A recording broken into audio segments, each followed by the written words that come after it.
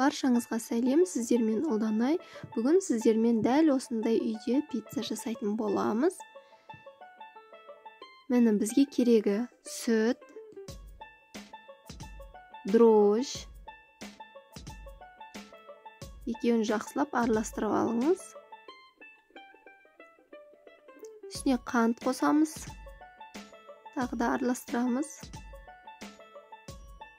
Тұз.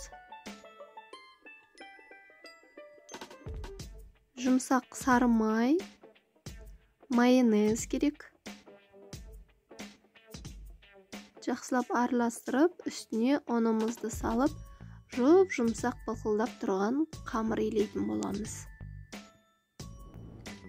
Қамырымыз илеп болғаннан кейін жылы жерге ашығанша қоямыз. Шамамен 40-50 минутта ашып шығады қамырымыз.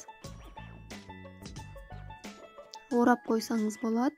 Міне, қамырымыз ашып шықты. Ашыған қамырымызды енді пицца жасайтын ыдысымызға астына май жағып, қамырымызды үстіп, дөңгелекшелеп немесе төртбұрыштылап жайып шығамыз.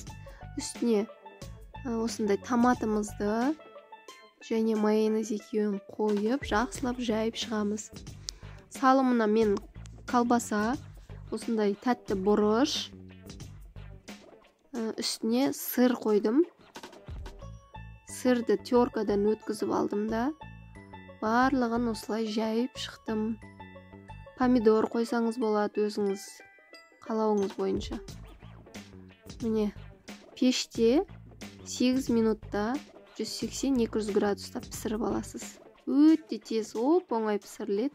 Жегенде де өте бірден женіп кететін пицца болып шығады. Дәмді. Неғұрлым бетіне сырды көп сепсеңіз, соғұрлым дәмді болады. Жасап көріңіз, ас болсын.